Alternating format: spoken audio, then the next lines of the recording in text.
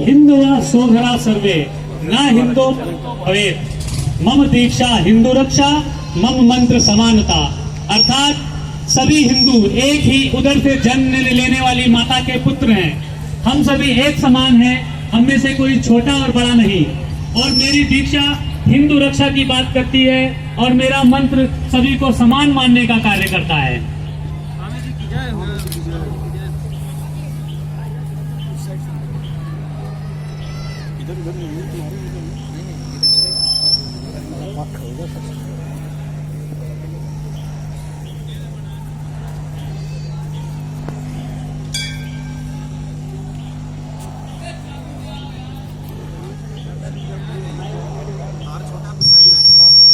प्रणाम महाराज।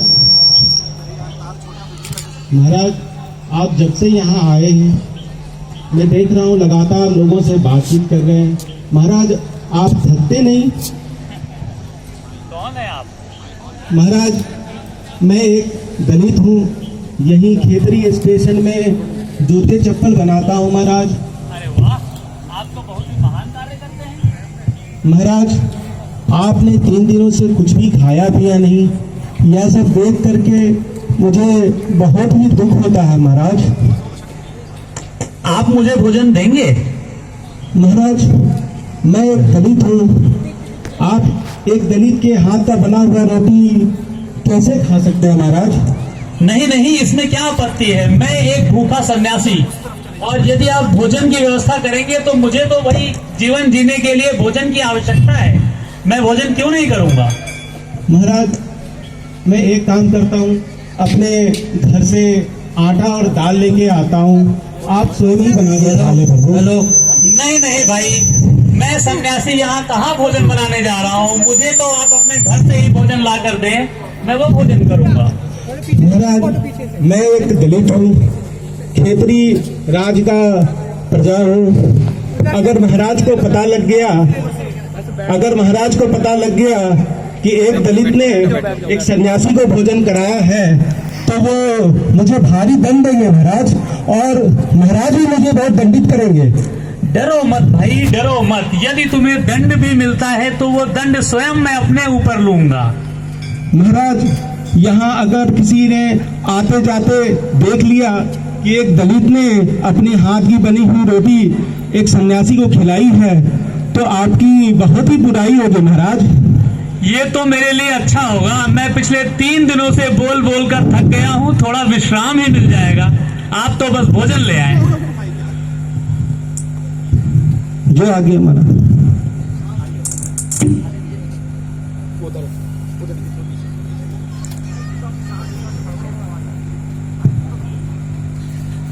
बैठ के करना बेटा। हा। आइए, आप भी बैठें, आप मेरे साथ भोजन करें। अरे बैठो, आओ। देखिए, आप मेरे लिए ईश्वर के भेजे हुए देवदूत हैं। आप मुझ भूखे को भोजन करा रहे हैं और आज हम दोनों एक साथ ही भोजन करने वाले हैं। महाराज, आप महान हैं महाराज। मुझसे आज तक किसी ने इतनी अच्छी तरीके से बात नहीं की। प्रभु, आप महान हैं। बस भाई, बस। महान तो वो होता है जिसका हृदय दूसरों के दुख को देखकर द्रवित होता है, जो किसी भूखे को भोजन कराता है। और इस तरह देखा जाए तो आप तो मुझसे भी अधिक महान हैं। आइए, आप तो बस भोजन करें, आइए। महाराज, मैं धन्य हो गया, आपके दर्शन पाके मैं धन्य हो गया महाराज। क्या स्वादिष्ट भोजन बनाया है भाई। ये रोटियां कैसे बनाई? आज तो मेरा मन प्रफुल्लित हो गया। कई महीनों के बाद मुझे ऐसा भोजन करने को मिला है। आपने तो मुझे मेरी माँ की याद दिला दी। वाह वाह।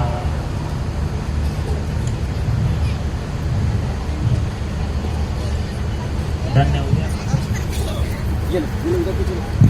अरे चल यहाँ से। तेरी हिम्मत कैसे हुई स्वामी जी के पास बैठने की? छोड़ो उसे, हाथ पर लगाओ। क्या करते हो?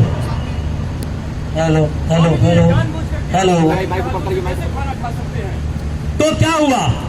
मैंने उसके हाथों से नहीं बल्कि उसका बनाया हुआ भोजन खाया है। मैं भूखा था, उसने मुझे भोजन कराया। मैं पिछले 3 दिनों से आप लोगों के सभी प्रश्नों का समाधान कर रहा हूँ। आपकी से धर्म चर्चाएं कर रहा हूं। आप लोगों से ये नहीं हो सका कि आप लोग एक सन्यासी को भोजन कराएं, और जब वो व्यक्ति मुझे भोजन करा रहा है तो मेरे लिए तो वो महान है। लेकिन स्वामी जी, आप ये जानबूझ के कैसे कर सकते हैं? क्यों नहीं भाई, क्यों नहीं? मैंने तो उस सन्यासी से भोजन लिया है, इसमें क्या आपत्ति है आपको?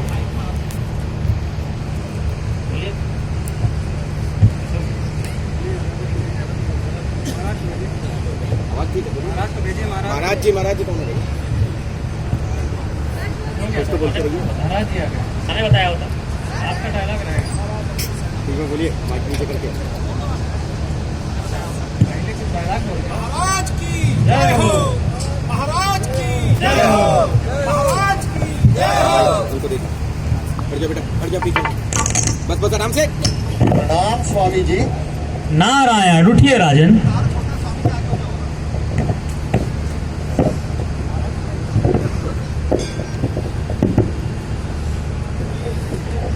स्वामी जी, ये क्या? हमने सुना आप 3 दिन से स्टेशन पर रुके हुए हैं। कितनी असुविधा हुई होगी आपको। ये लीजिए, फल ग्रहण कीजिए।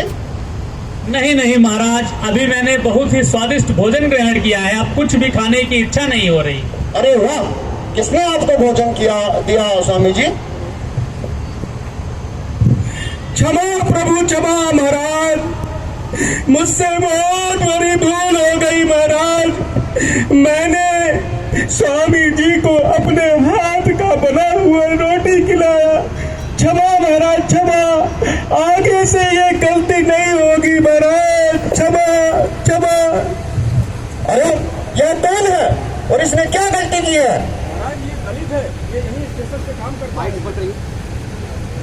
और महाराज, इसने अपने हाथों का बना हुआ खाना स्वामी जी को खिलाया। शिव शिव शिव शिव, इसको तो दंड मिलना चाहिए महाराज। महाराज, दंड तो अवश्य मिलना चाहिए। महाराज, दंड तो अवश्य मिलना चाहिए, लेकिन यह आप स्वयं तय करें। दंड उसको मिलना चाहिए जिसने मुझे 3 दिनों तक भूखा रखा, या उसको जिसने मुझे अपने घर से लाकर भोजन कराया। आप 3 दिन से भूखे हैं। किसने आपकी ऐसी दुर्दशा की? हम उसे दंड देंगे। महाराज, फिर तो इसे दंड नहीं, इसे पुरस्कार मिलना चाहिए, क्योंकि इसने मुझे उस भूखे सन्यासी को भोजन कराया है। मैं आपकी बात से बिल्कुल सहमत हूँ महाराज। दीवान जी, इन्हें योग्य पुरस्कार दिया जाए। और भाई, आज से आप स्टेशन पर नहीं, राज दरबार में काम करेंगे। आपके बड़प्पन से मैं प्रसन्न हुआ महाराज। मैं आप सभी से ये कहना चाहता हूं कि कोई भी व्यक्ति कर्म के आधार पर छोटा या बड़ा नहीं होता। कोई भी व्यक्ति कर्म के आधार पर अपनी प्रतिष्ठा स्थापित करता है, जन्म के आधार पर छोटा या बड़ा नहीं होता। ब्राह्मण अपने आप को उच्च मानते हैं और दलित अपने आप को छोटा मानता है। ये मानसिकता हमें हृदय से निकालनी होगी। सुनो भाई, तुम छोटे कतई नहीं हो, तुम्हारा कार्य कतई छोटा नहीं है। सोचो, यदि तुम जूते चप्पल नहीं बनाओगे तो लोगों को चलने में कितनी असुविधा होगी। अपने कर्म को अपने पूर्ण निष्ठा के साथ करें और अपने आप को कभी छोटा न समझें। मैं समाज को भी ये संदेश देना चाहता हूँ कि जब तक हम जातिवाद, झूठी प्रतिष्ठा और इस दलबंदी से ऊपर उठकर नहीं आएंगे, तब तक समाज में ये समस्याएं उत्पन्न होती रहेंगी और हमें उनके समाधान की आवश्यकता पड़ती रहेगी। इसलिए मैं आप सभी से अनुरोध करूंगा कि इन सब चीजों से आगे ऊपर उठकर अपने राष्ट्र के हित में सोचें। स्वामी जी, ये चाहता है मैं आपको इसी प्रकार सुनता रहूं, आपसे सीखता रहूं और आपके बताए मार्ग पर चलता रहूं। महाराज, सभी का भला करें, लेकिन एक बात ध्यान रखें, भलाई का मार्ग जीवन में सबसे ऊबड़ खाबड़ और कठिन होता है, लेकिन उस मार्ग पर चलने वाले की जीत आश्चर्यजनक होती है। मैं आपको आशीर्वाद दूंगा, ऐसे ही आप कार्य करते रहें। स्वामी जी, मुझे आशीर्वाद दीजिए कि मेरे वंश आगे बढ़े। मेरा आशीर्वाद सदैव आपके साथ है। मैं ईश्वर से प्रार्थना करूंगा कि आपको आपके जैसा ही ऊर्जावान पुत्र प्राप्त हो और जो इस राष्ट्र हित कार्य में सर्वोपरि रहे। स्वामी जी की, स्वामी जी की, स्वामी जी की, महाराज की, महाराज की, महाराज की। बहुत ही सुंदर प्रस्तुति, और इस प्रस्तुति